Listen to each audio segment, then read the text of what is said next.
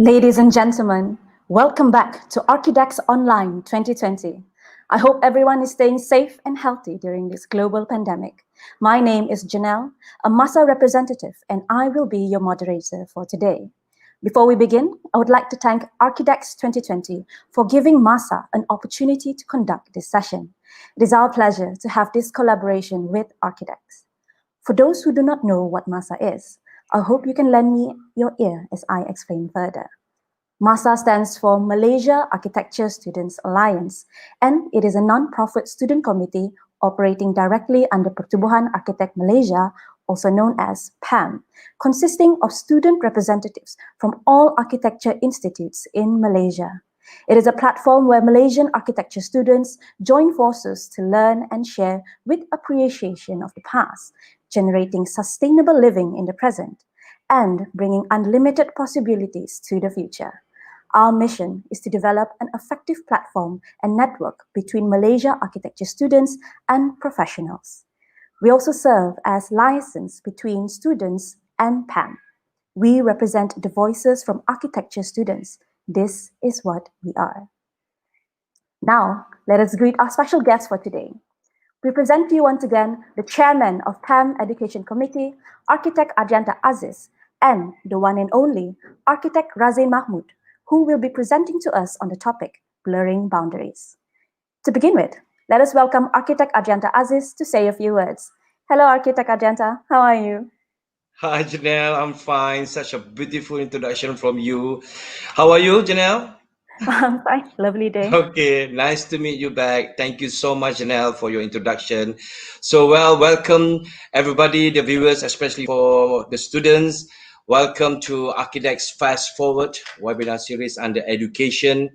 Architects students talk. It will be a final series today, brought to you by ARCHIDEX Online, jointly organized by PAM Education Committee, and also MASA, Malaysian Architecture Student Alliance.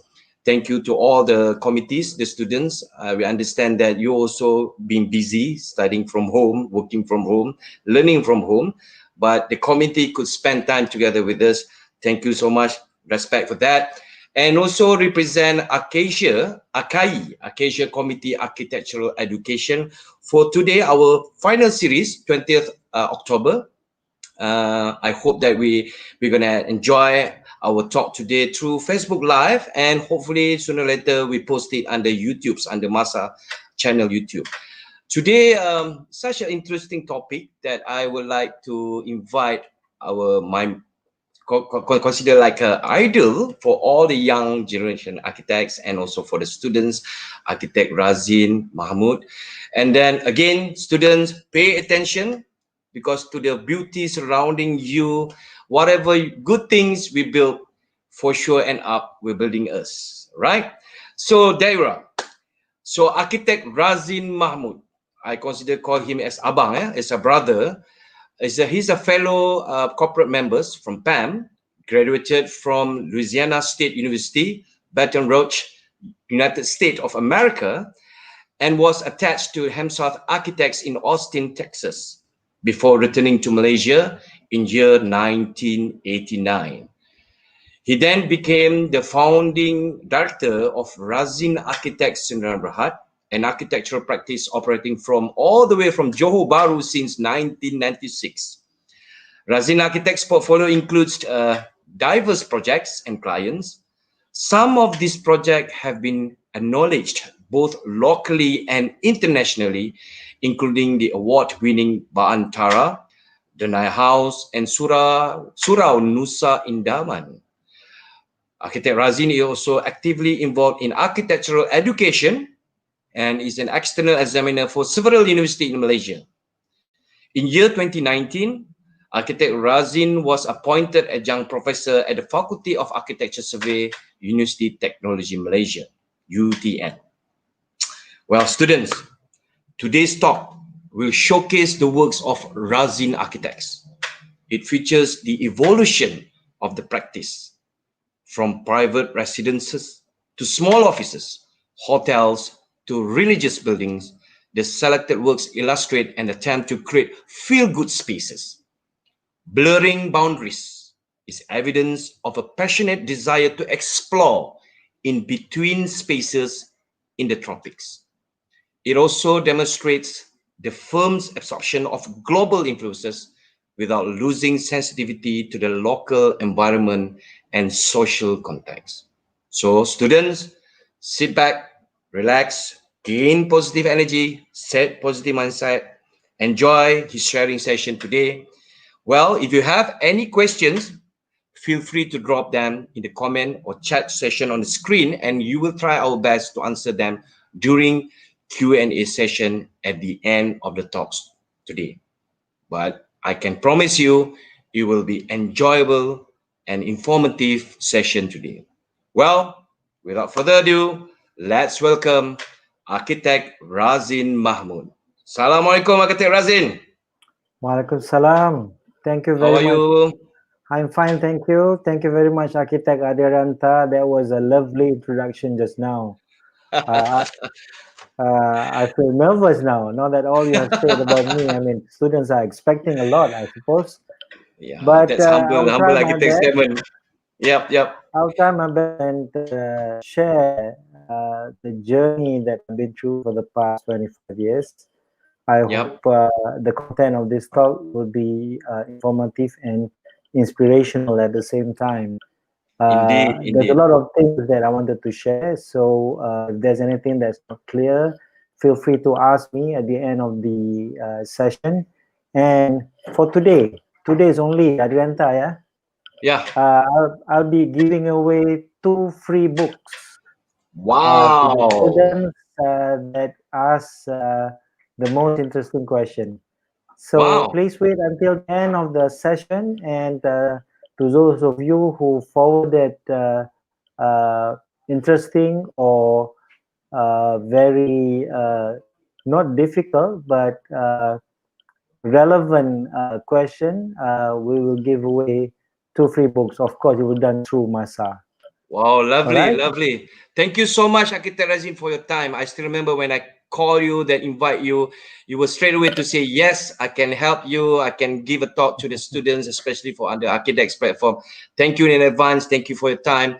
Without further ado, I leave it to you, over to you. The floor is yours now. Thank you. Thank you very much. Okay, Bismillahirrahmanirrahim. Assalamualaikum and a very good afternoon to everyone. First and foremost, I would like to thank Architect Adrian for inviting me. Secondly, to the MC for today, Janelle, I believe. Beautiful voice, beautiful introduction of the event. And thank you to Masa and ARCHIDEX as the organizer. Today's topic is blurring boundaries. My friend made a joke about this topic. I said the architect is so blurred, but he himself does not know what he's talking about. So let's see whether or not some of this can be answered during this talk. Okay. A little bit about myself. My name is Razin. I'm the founder of Razin Architect. I think 10 years back, we upgraded our company from sole proprietor to Razin Architect Sdn Bhd. And I've done a lot of jobs from big size to small size. The video that I'm showing you here is a condominium that we did in the Putra Harbour at the southern part of Johor Bahru, close to the border of Singapore. Big one, a very big job indeed. We spent 5 years, a total of 5 years designing and building this project. And this one right here is our smallest project, which is a reception counter. Was done way back in 2005, 15 years ago, when we tried to emulate this Zen effect for an office. So it's been 25 years. I graduated in 1989, like what Architect Adrianta said. This is a picture of me in my second year. Yes, guys, I was a student as well. Before I studied in America. At that time, 1984, everything was done manually. As you can see, drawing was done on board, and we present with models. I even built a chair as part of assignment that was given to us during that time. But on top of that, I was also a photographer. During university days, submitted my work to the editorial board of university's newspaper, and I got a job as a freelance photographer for the daily newspaper as well as the annual journal. And this interest in photography was later turned into interest in capturing architecture. For your information, my first published work in Malaysia in 97 was my photograph, not my building. Somehow or rather, at that time, I had a lot of slides, travel slides. I donated the slides to a magazine, and then we picked it up as the cover for an issue. Since then, I took some jobs from them, traveling around Malaysia, looking at architecture and capturing them for the publication in the magazine. So now I have about 20 people, 15 in Johor Bahru and 5 in Kuala Lumpur. It's our 25th year this year. Like I said, we've been doing a lot of tropical design. We build houses for people with high budget, and we build houses for people with low budget as well. This is a kampong house that we built in 2004. They needed a big house, but there wasn't enough budget to build walls. I say, why not you just build a house without walls? So there you have it, roof, wide overhang. We had a big family house then, way back in 2004. One of the jobs that elevated our name in the market was this, yet again another low budget project, Surau Nusa Idaman in Johor Bahru. It's practically a bangsal or a shed, a big roof with perimeter brick fencing. There was no doors, no windows. We just used that opening to encourage ventilation in that space. And this job has taken us to receive Gold Award in 2011, and it also was given 3 international awards, one from India, one from Korea, another one from Asia, where we won gold for sustainable design. And year 2020 has been very good to us. Our project was featured on the cover of a book by Robert Powell, a very famous writer on tropical architecture. This was June 2020. And then just this month, early this month, 2nd of October, I launched my own book titled Blurring Boundaries with Robert Powell as the writer, guest writer for the book. Okay, and this, like I said, I'll be giving away 2 copies at the end of my talk. Now let's get back to the topic at hand. We're talking about blurring boundaries. What is actually blurring boundaries? So I'm trying to come up with a diagram that is simple and understandable by everyone.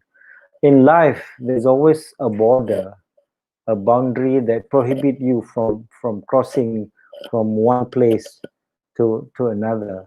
In the case of black and white, so it is always determined that black is black, white is white, because there will be a separator that will not allow it to be mixed. My argument is that what if that border or the restriction is lifted and you get gray?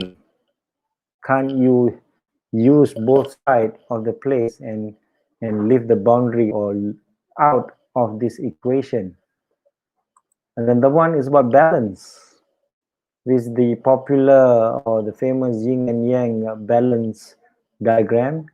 Again, it's always dedicated line that separates the balance. I'm throwing this as a metaphor, as a point where we could argue or deliberate on this matter. What if we all lift that boundary and have this in a way of a mixed condition? So what happens when we do that in architecture? Of course, the simplest one is inside versus outside. So when you live inside, you try to shelter yourself from the elements, whether from rain or sun, even from wild animals, or creepy crawlies, insects, whatsoever. So in my attempt to do tropical architecture, we try to somewhat live together with the outdoors. Like this one, for instance, a very early job in 2005, a plot that is 16,000 square feet, where the owner only wanted small spaces, small indoor spaces. He wanted the rest of the 16,000 square feet land as part of their living space. So we have the sleeping quarters here on the big one, and then we have a gym and an office and the reading sala or floating platform. And in between the space, we have water features and perimeter landscape. And one of the biggest attraction of this house is one big lawn that you have in the center of the place. So this is what you have. 3 simple tropical pavilions with deep overhang. And then this is where you can walk barefooted in front of your room, wearing shorts without neighbors looking at you, because the site is elevated 3 meters above the road level. And water is introduced to add that sense of luxury, or that sense of floating, of being near water element. Okay, even the living spaces inside are open so that you can have direct view to the outside. Okay, and that job has taken us to another client which wanted similar arrangement, but his site is a very sloping site with a 9-meter difference from street level to the back boundary, and he insisted on wanting a single-story house. How do you do a single-story house on this steep slope? So what we did is to cut half of the land and fill up the front portion, and I use a pool as my retaining wall at the front portion on the left side. So we decided on creating a living level that is 6 meters above street level. Again, we get total privacy where there will be no people looking into the private spaces of the house. So we added 7 pavilions that is connected via outdoor space. That is the driveway and entrance.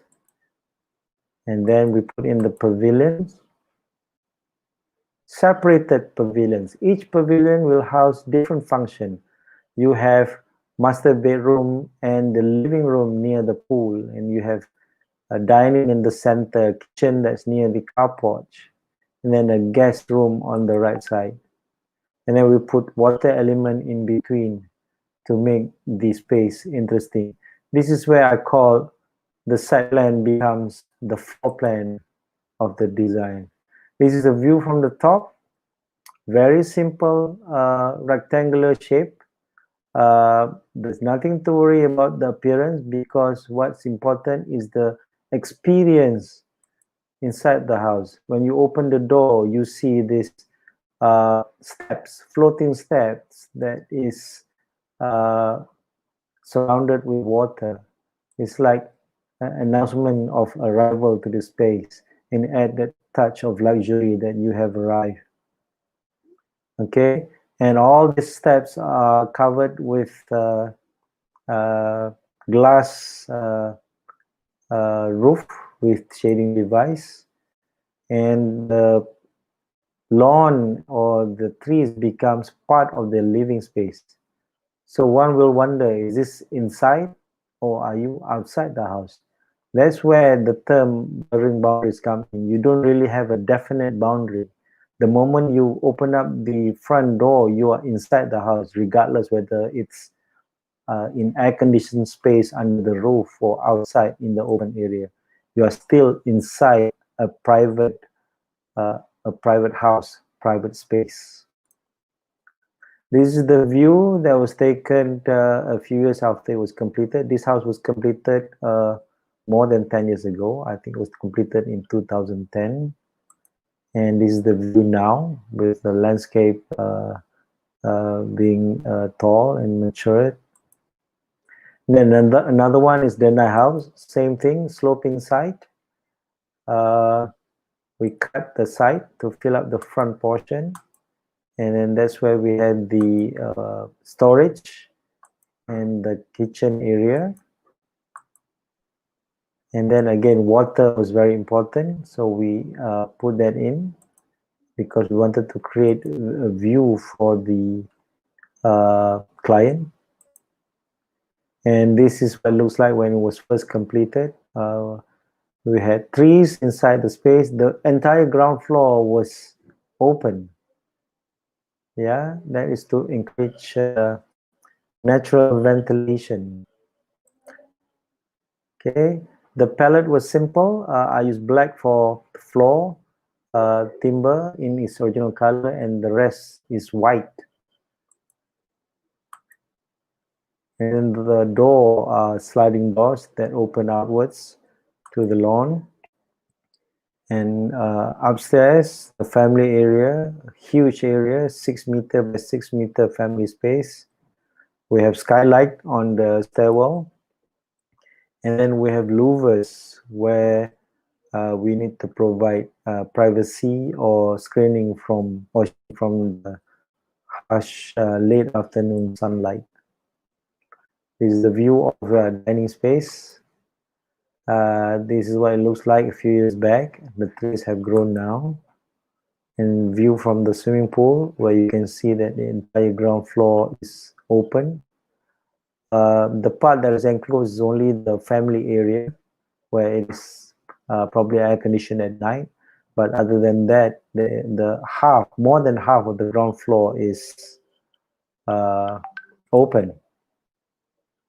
View of guest lounge and formal dining table. That's view from the pool at night. This view from the front is facing late afternoon sun, like I said. So we have full height louvers that provide shades to the big glass opening that we have. And then these are the steps going towards guest lounge. And this is the view that I took this morning from the bedroom. The trees are so big and I can hardly see the pavilion that is across the pool. Okay, another one is replicate versus innovate. When do you replicate and when do you innovate? We are talking about serious symbolism. In this case, it's a religious building. To be safe is to just do whatever that has been accepted by the public. In case of a mosque, maybe the normal thing to do is to do a building with domes. So at one glance, at one look, you know that it is a mosque. But we wanted again to lift that limit, to lift that boundary, and we wanted to show progress of the religion, saying that Islam is not just about domes and minaret. Islam is also progressive. So we propose a small prayer hall instead of a big one, like this one in Sungai Jurang Pontian. They want 350 a hall for 350 worshippers. We said on normal days you only have like 20 people, but on Friday you have 350 people. Why not we do a hall that's air conditioned, that's comfortable for your daily use, and allow for big overspill spaces. So that was agreed. This is what we proposed. No domes. Even the minarets is just a cage, more or less, like steel, hollow section steel that is built about, I don't know, 50 or 60 feet high. And then we use a square glass in the center, surrounded by covered shades around it. We were asked why square. We said Kaaba is square, so it's black. So we got away with that, and they accepted it. And we said the overspill space should be a garden because you know, if you are busy during Hari Raya time, you can always put plastic mat or put a tent to cover the additional worshipper during Hari Raya period. And to give shade to the praying area, we put calligraphy, but that was rejected by the religious authority. We are not allowed to use calligraphy on buildings. I don't know for what reason, but we have to find a way to use some other form of shading device. So it was built. Concrete was only for the first floor or ground floor, and the other tall structures are done in steel so that it will be simpler to build. And then we use precast concrete columns as a screen wall around the glass box. And there, as you see, it was actually completed. But I must admit, it's not accepted that well by the users. After it was ready to hand it over, they put a dome on top of the minaret. Good thing they put it on top of minaret. I mean, it would look funny if they put it on top of the glass box. This view from inside, there's no calligraphy, but we use random timber screen instead. This view from the center of the praying area. We put the circular light as a feature in that double volume praying area. Now, the mistake that we did here was that there was no direct involvement with the users. We only deal with the builder or the developer of the mosque. So when we called to do another mosque in 2017, this time around we get to speak to the users and explain to them what our intention of trying to be different, trying to show progress, trying to lift that boundary, and where a masjid or a mosque should have domes. In a way, it's sort of create an element where it is more accepted by all and not just one religion. Yeah? So it's a small box again, air conditioned. Only they wanted a space for 2,000 people, but we put in a prayer hall for just 300,000, but with big overspill area. And we created triple volume, so we have classroom on the upper floors, big plaza or yard area around the building, so that during Hari Raya they can overspill, they can pray underneath the trees. That's the detailed floor plan right there, and this was the first image that we showed to them. Because the budget was limited, we use simple material, brick wall without plaster, and we use expanded metal screen for the outside wall. And then we get donation. The entire building was built with private donations. I mean, we don't ask for money from the government. We collect money from people who donate to the committee. Okay, and we also show future development that this could expand for the use of many people. We could build a hall at the back, but that was not built right now. This is our proposal on the interior of the masjid. Just brick wall, with 3-story glass atrium, and it's surrounded with trees that we plant in between the glass and the outer screen. So we got a bit of money. So instead of using expanded metal, we use galvanized sheet as our screen. We actually drew up a random screen for the external facade. It was all done on site. It was very difficult actually to have it random because we have to draw every single panel and we have to guide the contractor to follow our drawings. We also get the minaret to be donated by a phone company where they build minarets and pay rent, and then they just have to follow our diagonal, our triangular pattern on the minaret. This is a plaza with lots of trees. It will take I don't know, many years, 5 years, maybe 10 years for tree to be matured, so that the entire plaza area will be a cool area. And we have provided prayer lines so that they are aligned with the prayers or with the worshippers inside the building. It's called Masjid Daeng Abdul Rahman in Nusa Idaman. And one of the feature is where we put trees between outside and inside the glass area, and you can still use that as praying area if the main prayer hall is locked.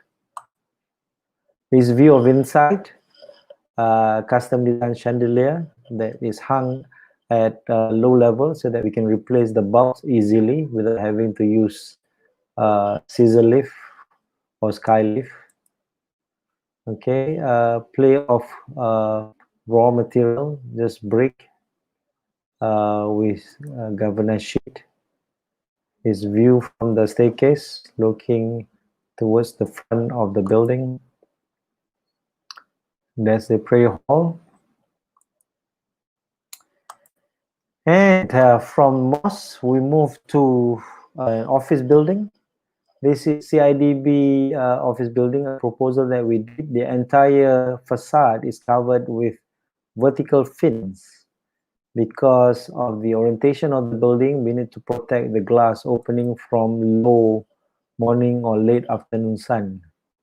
So this was our proposal. It was accepted. We free up the entire ground floor, like what we did for the night house. We know the client wanted a lobby and wanted an exhibition space. So we said, you don't really require a controlled environment for your exhibit, because CIDB being the authority for construction industry, what they exhibit is material and probably machinery. So we say we can do that under a covered space. So the entire ground floor is wall-less, so you can have natural ventilation, and the lobby is also an open space. We have trees in between that, and it was completed 3 years ago. And for the sake of promoting green energy, we put solar and turbine for the compound lighting.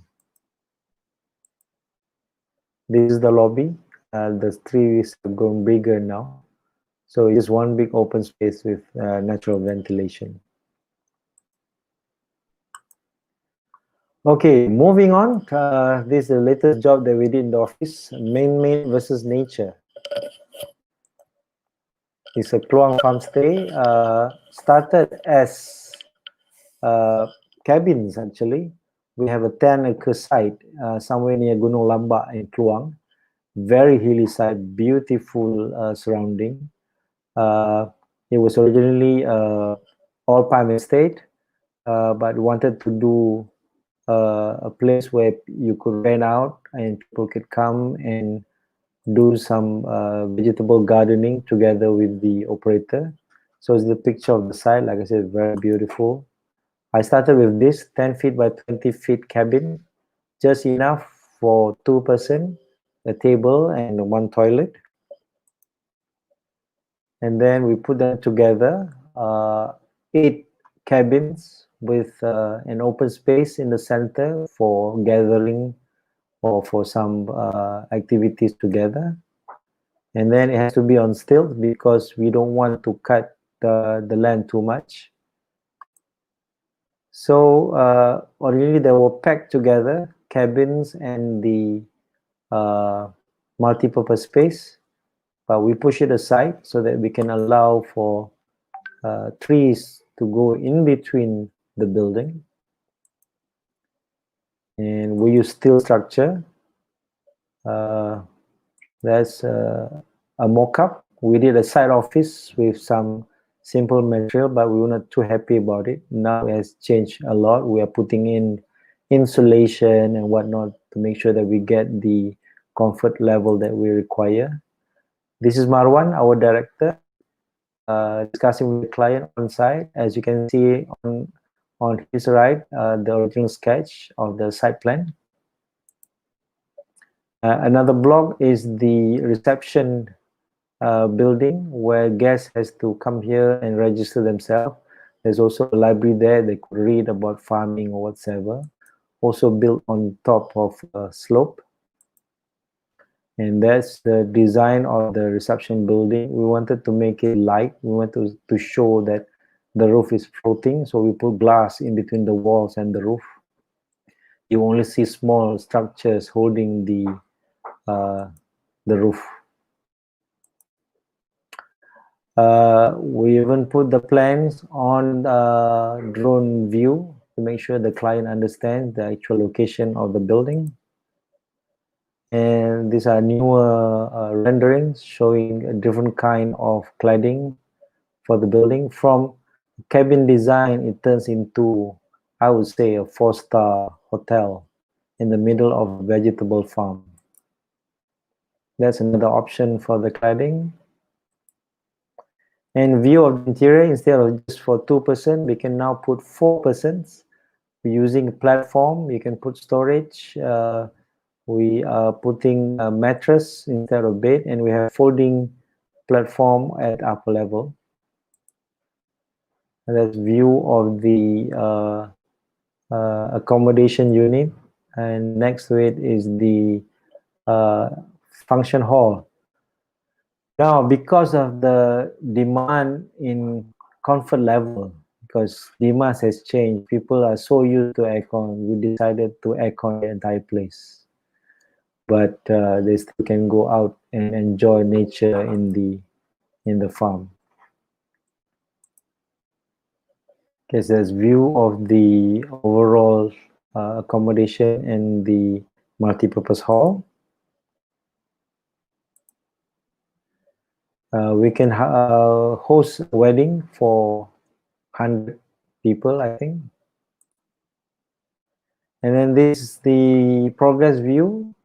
You can see on the right, the reception building is under construction. This is the ground beam for the accommodation and multi-purpose hall. And look at the view that you get when you stay in these cabins. And we use gabion wall as retaining structure for the reception building.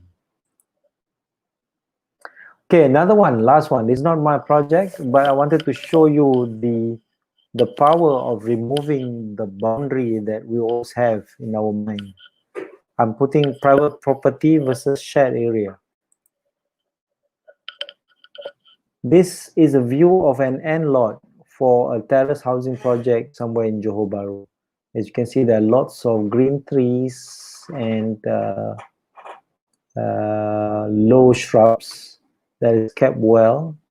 And notice that there's no renovation, there's no front gate.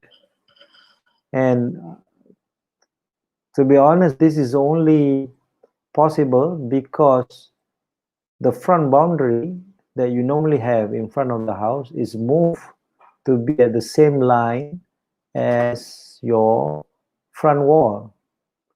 So what you get is a clear 6 meters or 20 feet of that setback space as green space. And because the boundary is shifted, the outside area becomes a shared area.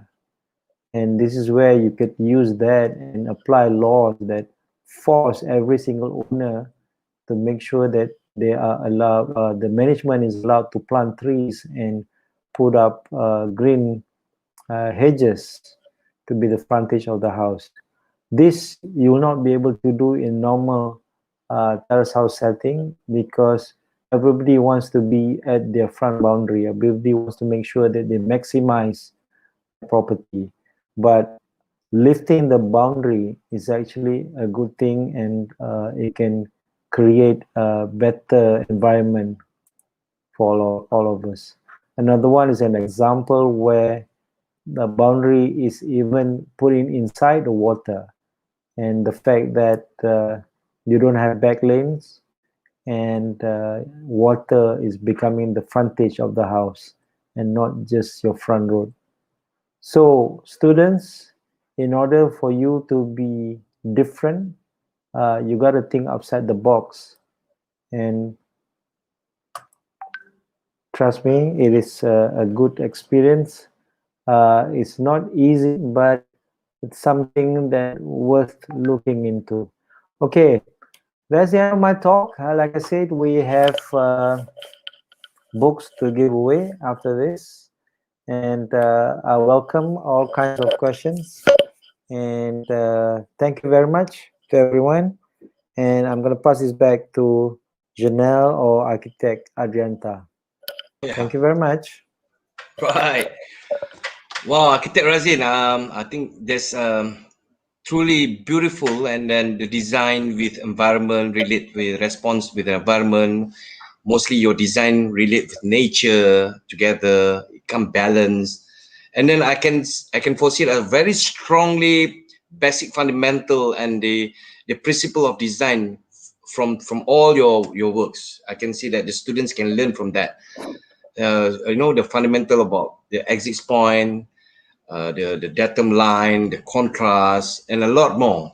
And then the student might learn from you. Perhaps I don't see any question yet. I'm just giving a spark here.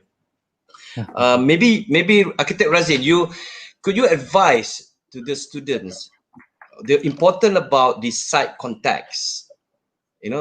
Because mostly when I run through many IPTS from the university, the students have a lacking on information of the site context, and then they start to design it beyond it.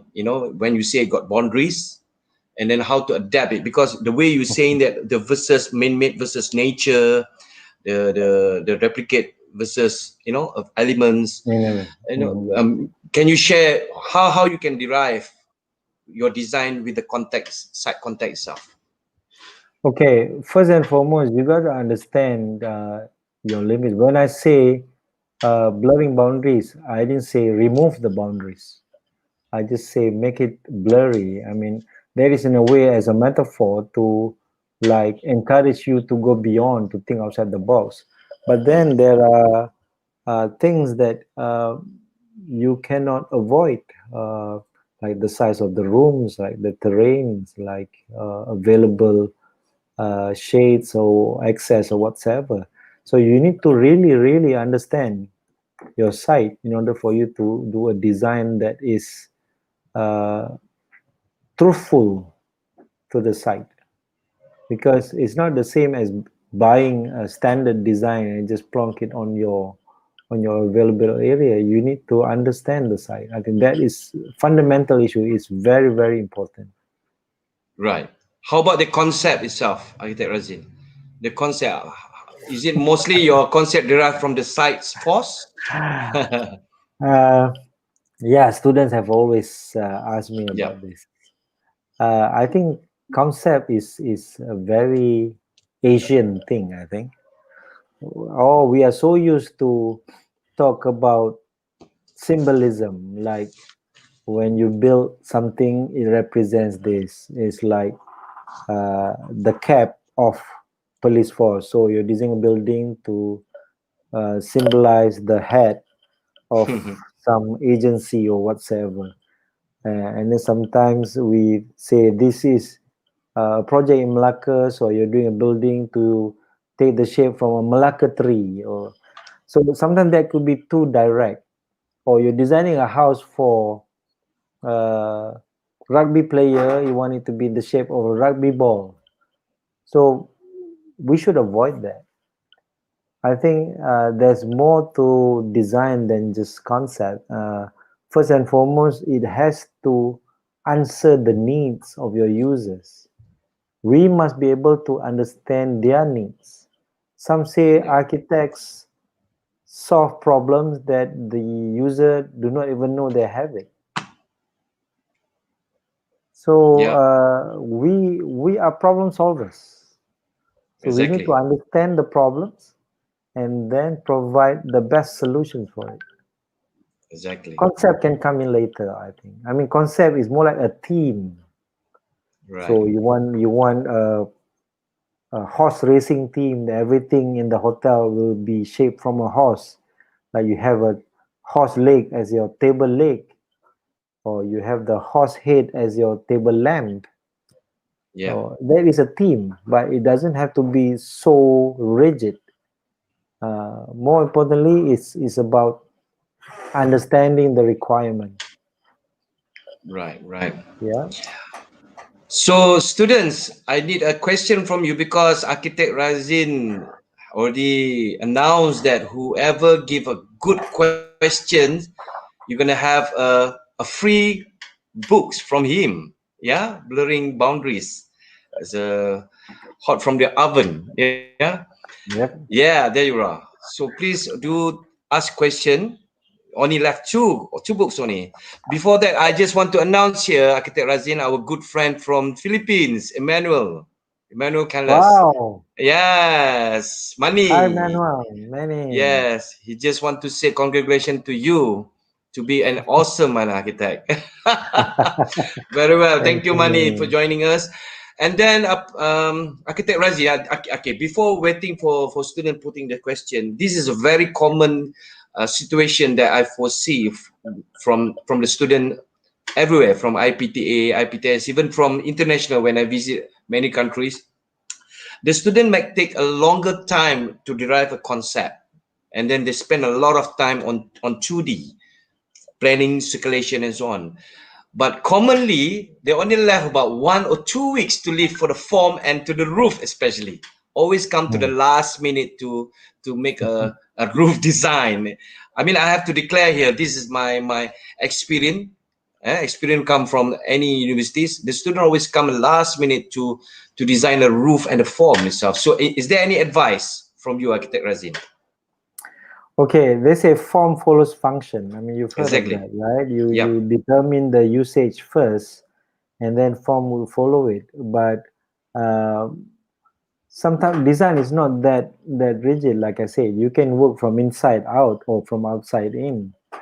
Uh, I don't know. After 25 years of doing things, every day doing sketches and solving design issues, sometimes we just get the basic size right first, and then we Right. start putting in the details or interesting spaces.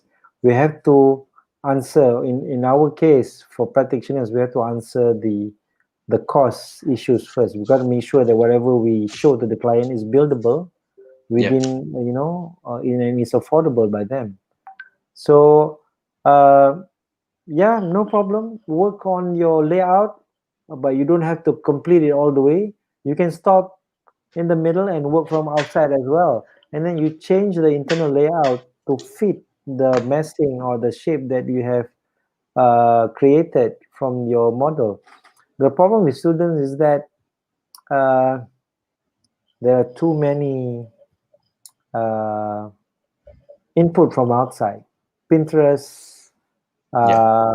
ArchDaily, the Yep. Zine, you name Yep. it. I mean, you type single story bungalow, you have thousands of single story bungalow. I mean, you can even be very specific. Concrete bungalows, you get thousands of images.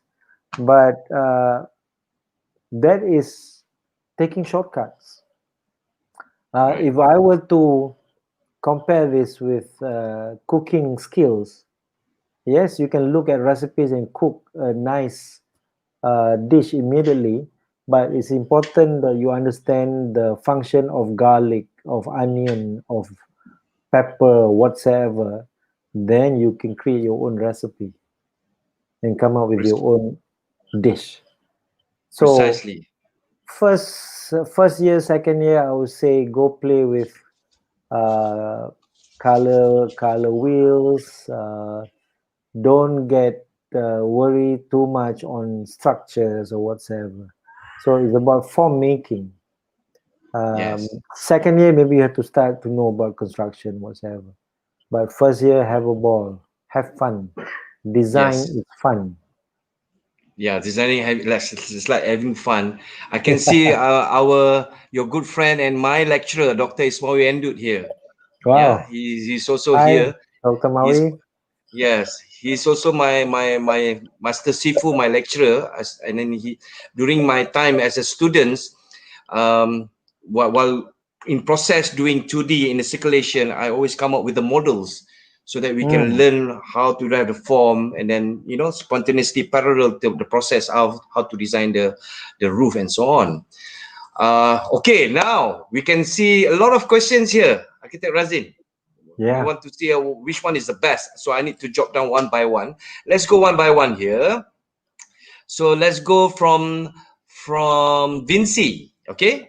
Hi, sir. I'm Vinci from Masa. Would you consider having vegetation as a subtle way to blur the boundary? Since I sometimes see the shade of the trees as a way to blur the boundary by having a public space with a microclimate. It's from Vinci. Okay, first question from Vinci.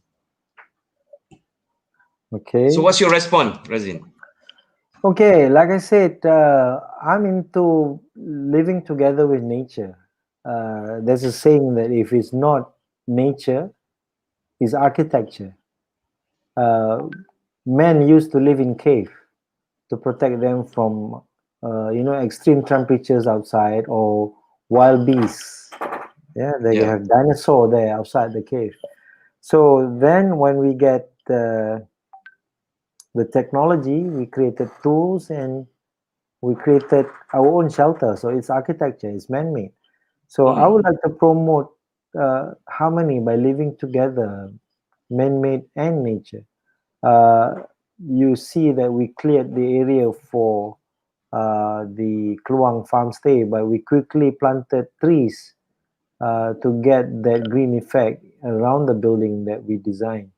So some trees we kept because we wanted that trees to shade our building. So yes, Vinci, I would say trees is important. Even if you look at Geoffrey Bawa's statement, Yeah. design can be boxy, design can be anything, but you got to make sure you have lots of trees. Yes. Yes. If it allows you, don't plant trees that will damage your building. That is dangerous because trees might fall off and hit the tenants or the users. Yeah. Okay. Yeah. Yeah. I can see our Johorian friends, architect Samsia Abdullah, Miss Heidi Loud. Everybody say hi to you here. Yeah. Hi. Right. Let's go for the second question here from Lim Xiao Tang. How do you view physical model comparing to the 3D software model? I think that's a good question. For students, they have a tools on the software, on the 3D software, compared to the physical model. During our time, those days, we don't have the software. Like there is in, we have to do Yeah. a physical model. But today's generation, they have a software. So now the question Mm. is how to compare this from physical model to the 3D software models. Well, it's technology. If it's simple and you can view it with computer model, I say go for it. But there are times that computer models are not enough for you to study the issues or for you to explain it to your client. That's why you need physical model. Hmm. And physical model, the good thing is that it's not just about explaining the design. In most cases, it will also explain the construction part because you are actually building it. Whereas computer model, you can stretch and delete, And you can't do that with physical model. If you want a beam that stretch across 6 meters in scale, you have to build that beam. Yeah. So I would say do both. Yeah. For simple one, use computer modeling. But when you have the time, in fact, some universities are making it mandatory to have physical model. Yeah. And more often than not, it's just boxy stuff with just showing the messing from outside. But I'm hoping to get real detailed model. If it's a timber project, I want to see how the timber is put together. No need to have the tangam or the timber jointing, but if it's Yep. double timber, you show double timber. And I like to make a physical model as real as possible. Most people would forget road levels. For the road to meet the grass, you actually have curbs, and it's good to show that curve. You don't have to paint white black curves, but you have to show that line and show that difference of level. So yeah, Right. I still keep some of my physical model. Even for the mosque that I showed you, I built a model for that. Yep. That's fine enough. Very good advice. The next question from Putra Putih. Putra Putih asking this: may I know how to tackle up smell from river without putting a wall that close the view as a blurring boundaries? Wow. A smell You from gotta river. see, when you have issues, you have to tackle it from the source. Mm-hmm. If the issues come from the water and water is smelly, you got to treat that water. Not every issues is architectural. Some issues are better left to other specialists, so you don't have to deal with it, but you can get the environment specialists, water specialists to come and advise you. There are ways to do economic filtration system or even natural filtration system where you use some type of plants to uh, trap garbage or whatsoever. Uh, I hate to put walls if you have water feature near your site. You have to maximize the view and remove that walls so that you can get view directly to your water body. So, like I said, there are issues, there are problems, but there are many ways to solve the problems. It doesn't mean that the walls will even stop the smell from coming into your space. So tackle it from the source. Okay. All right. SWOT analysis, perhaps. Yeah. It is most essential to do it. The next question, Architect Razin, yeah, from Idrus, Edit. Very interesting question. How does one think outside of the box? I struggle to do it and tend to overthink and delay my process when solving designs, which sometimes disrupts my design language. Wow, interesting. That is common for all students, I think. Even I had to go through that. Uh, how how do we decide when do we stop doodling and start working on actual drafting or actual documenting of ideas? Mm-hmm. Sometimes it's about pressure. Uh, you tend to delay everything until last minute. You only have less than 24 hours. Suddenly you have to decide on everything. You just do it. You don't care whatever happens. You have to finish it. Right. uh, and in most cases it will go back to your original idea, right? Because they say the first idea is always the best, because that's the one Correct. that naturally come to you. So what we did in our office, we brainstorm, 3 or 4 of us, we brainstorm on design direction, and then we stick to one and just work Right. on improving it. If you look at the plans, I mean, all the plans that I show you, they're all boxy and very straight, very normal floor plans. 3 boxes in one big compound, one linear box that is Mm-hmm. facing the pool, and Mm-hmm. then a few boxes put together, which is separated apart so that I can plant landscape in between. That's development. So the initial idea is very important. Be sure to research. Don't simply decide without doing research.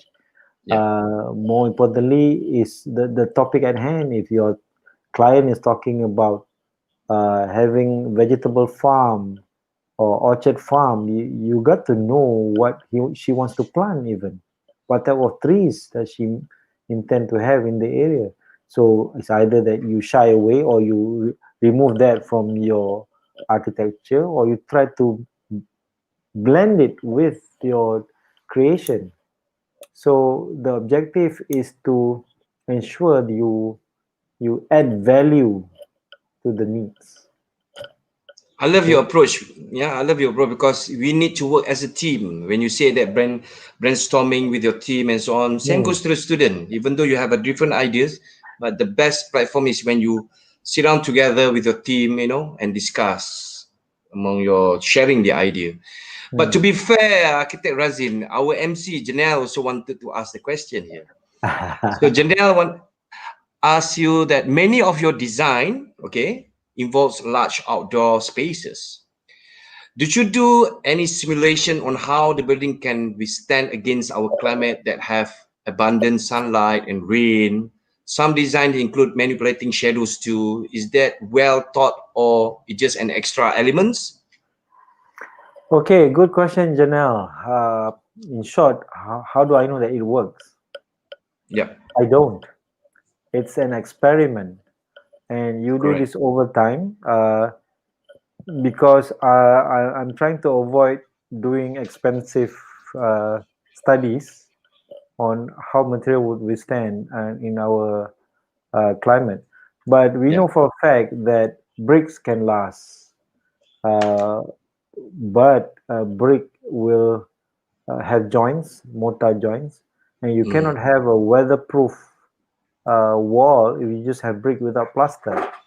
mm, In most cases, people erect the brick and then they'll plaster it, maybe 3/4 inch outside, and they would seal it to prevent moisture from coming in. But when I use exposed brick, I don't have that protection. Water will seep through in between the bricks and will create fungus on the internal wall. So what we did, we extend the roof. We wanted to keep that brick as it is without plastering, but we don't want water to come in. We extended the roof. You can see in my mm, masjid, the overhang is at least like what, 4 mm. meters? Yeah, large overhangs. Yeah. Very large overhang away from the brick wall. And then I have trees and I have screens that prevent water from touching that surface. So I got away with that. But in some other cases where we still wanted to have the brick appearance from outside, we don't go for single brick, we go for brick cladding. So we Mm-hmm. go for thin brick and then we put it outside Cladded. Mm. a weather-tight wall. Yeah. Sun is always your enemy. Yes, very harsh sunlight, whatever paint or whatever coating that you have on the building will fade after 5 years. So you make sure that your client knows about this. Yeah. You need maintenance, just like having a car or just like wearing the clothes that you have. You need to wash it. After some time, you need to replace it. Same thing goes with building. There should be proper maintenance schedule for your building. I agree Yeah. with you. Totally agree with you, Architect Razin, because all the process looks like experimental from one project to another project. We Mm. learn from the experience, and then we want to be better for the next project. Mm. Next question is not from the student, Architect Razin. Next question will be from graduate architects, Ah. Dayang Aimi Husna.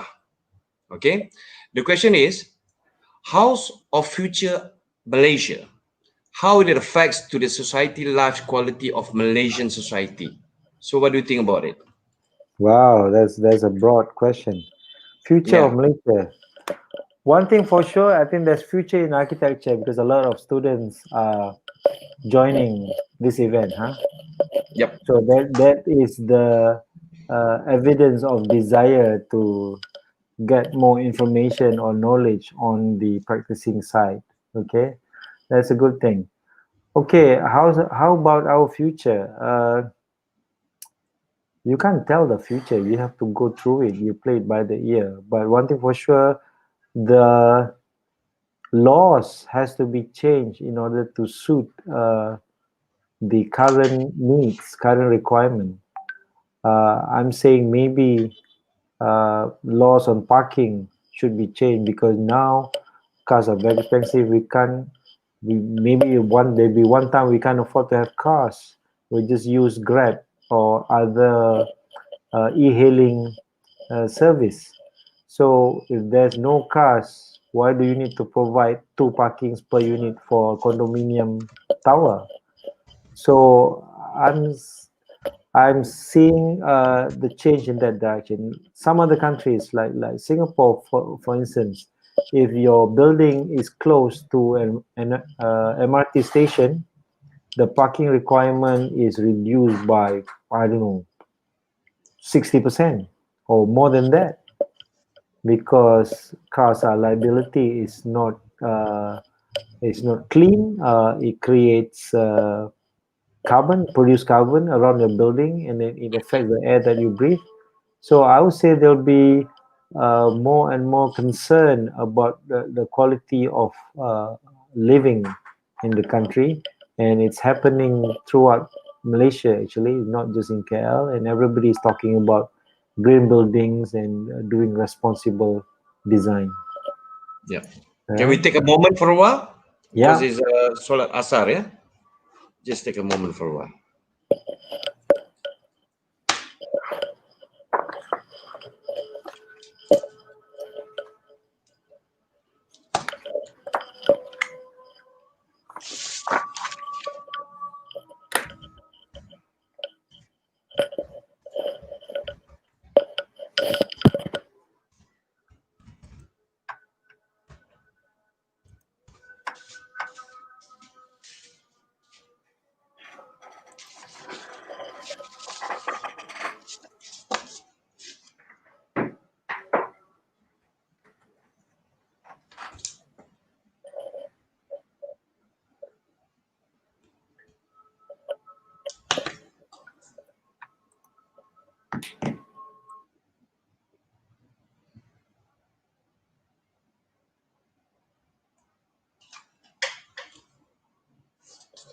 Okay, are we okay now, Razin?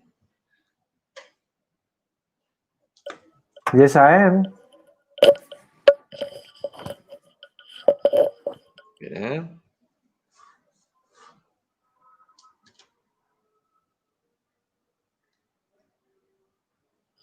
Can you hear the azan from your side? Yes. Okay, I'm gonna go for another 2 questions here. Okay. The question from Christine Lau. Quite an interesting question here. I hope you can handle this. Shoot. Okay, Architect Razin, you have been a lecturer before, yeah? So she asking this. What do you think of the architecture institution as a whole in Malaysia and our syllabus? And what your comments to be on how to improve it? This is her question. Okay, that's do I have another hour? Just make it precise then. Okay, yes, I've been a lecturer, and I was also an external examiner and industry advisor to some design school here in Malaysia. Okay, what I realized is that almost every school is doing the same thing, is to prepare the students to get them ready for the job market. Somehow or rather, from my own observation, this is my own opinion, yeah, this is my personal opinion. Somehow or rather, we are somewhat pushing students to be technical people. Of course, architecture is science and art. Technical meaning you got to handle the science part, but we are lacking in the art part. Uh, most design school will ask for services, drawings, and making sure you show air conducting, water supply, firefighting, and things like that. Uh, but because of that requirement, some of the creative part was left out. So I know this is what the industry wants. Bosses out there wants the students when they employ a new staff, they want you to be able to do drafting almost immediately. Uh, if I can share my experience in the US, I worked there for a year. Uh, we have no draftsman. Drafting is done by junior architects like me when I first joined the Hansai, Clovis Hansai Architects. We do manual draftings. We draw up plans, sections, elevation, detailing, whatsoever. Design was done by principals, by the bosses. We do detailing for them. But somehow or other, over here, we are asked to do drafting at school level because if you can't do drafting, that means you can't work as an architect. That is sad, but that's what the market wants. So I'm hoping that maybe we need to find a balance. I've always commented this to some of the school. I think first year to be fun year. Uh, in fact, from my own opinion, I don't think first year should be doing buildings. You should be doing sketchings and color wheels and 3D models. You don't Photography. design photography, Yeah. things like that. Yeah. Yeah.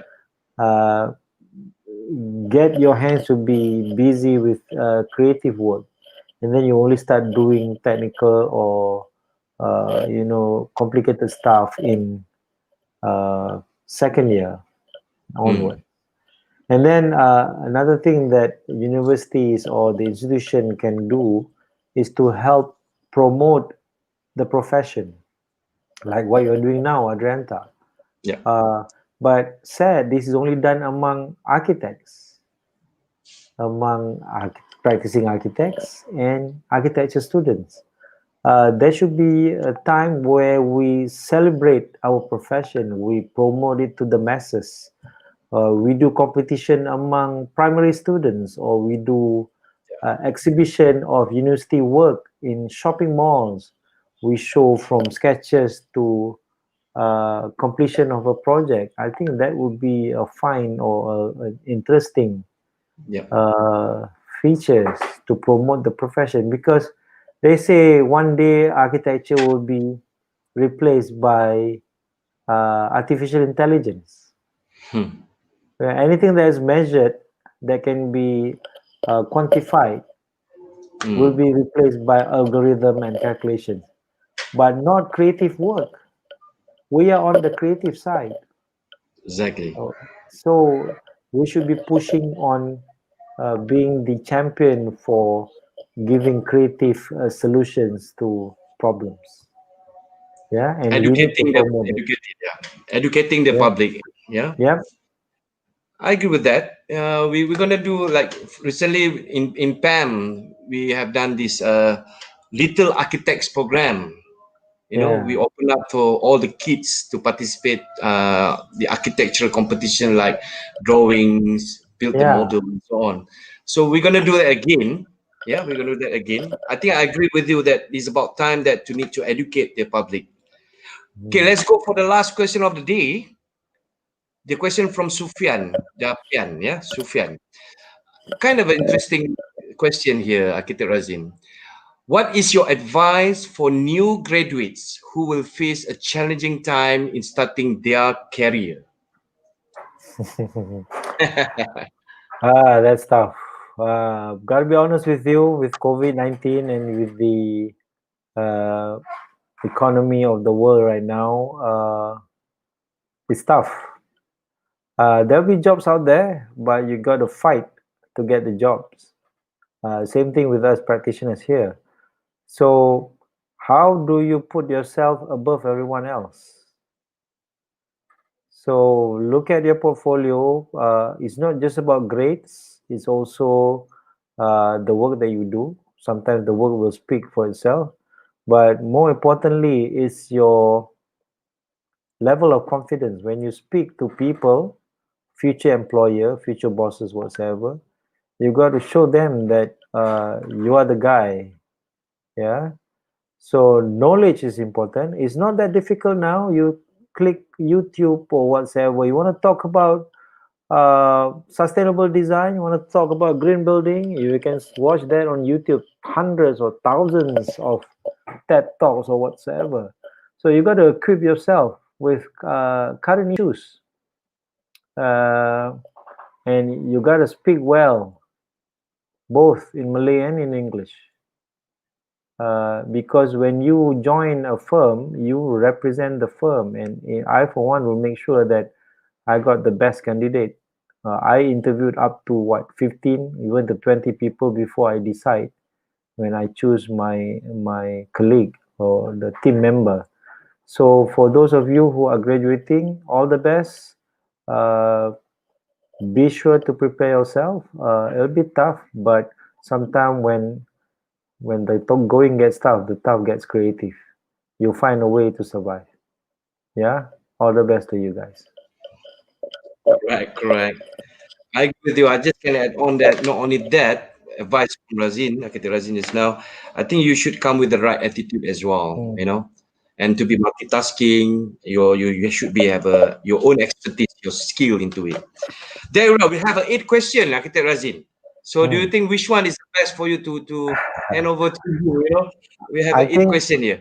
we will discuss separately, and All then right. the organizer will contact the winner. Yeah. Wonderful. So beware all the question from those who want to ask us now. We're going to update to you from Masa. We'll keep in touch with you, announce who's the winner to get the free Blurring Boundaries, yeah, books from Architect Razin.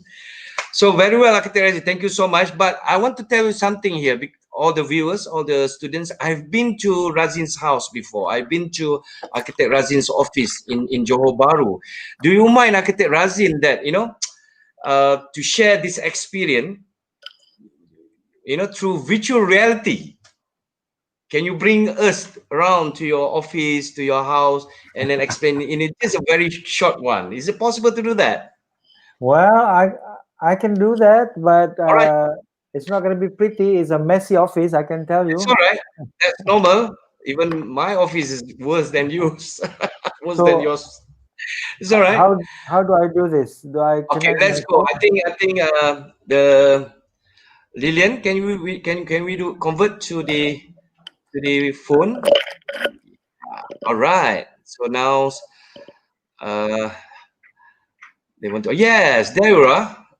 Okay, how about the audio? Is it all right? Yes, I can hear you Okay, now. cool. Okay. Viewers, students, special showcase here. Architect Razin will bring us the virtual tour. Yeah? Virtual tour. So this is your office, yeah? This is my room. Right? That's my technical assistant over there, IT Yes. assistant. That's The my house table. tour. As I said, this is very messy. This is the office. I'm going outside my room towards the working area. Say Hi. hi, everyone. You're alive. Hi. Still See? working, yeah. All right. Yeah, they're still working. It's 4:20 right now. Mm-hmm. So we Mm-hmm. have a total of 15 people in JB. This is Right. the reception area. Yeah. Lots of glass, lots of green. And then I'm going outside my office. Mm-hmm. That is my house, which is also used as additional meeting area. Sometimes we got big crowds, suppliers, and so on and so forth. They come and have meeting at this space. Right. That's my family area. Mm-hmm. You see the way you design, yeah, you open up to the nature, Yes, Razin, yes, yeah? yes. Yeah, yes. Very It is airy, open. fresh ventilation, natural ventilation. I can foresee that. Yeah. Right. See, the doors is open up Yeah. Yeah. maximum, Right. and the special view that I have is the landscaping outside, Beautiful. and that's Yeah. the waterfall and a Yeah. floating platform. Lovely. Now I'm going back Before that, can you to show the the front office. cover of Robert Powell's books? There's a front cover there. Can you go to the front elevation of your pavilion just now? I saw it. Yeah, I think I have to get the book Oh, here. there's a book there. There it Right. is. Yes. Yes. Can you to the yeah, See, there's a exactly. cover. That's the cover of the books. Yep. Volume 2, isn't it? Yeah, and there's the And then there pavilion. you are. Wow. Lovely. Lovely. This is the house. All There's the big right. tree that I talk about. Yes. I mean, really big tree. And then the shading screen from the bedroom. Yeah. Well, hopefully after all this pandemic issue has been settled, I should come back again to Johor Bahru to visit Yeah, your place again. Yeah. you're welcome anytime. Yeah. Because I can see new things over there. When I came over, there's Yeah, no such new elements there. I can see the new elements there. yeah. Wonderful, Architect Razin. Can you just turn back to your face now? We just end up our Uh, session here.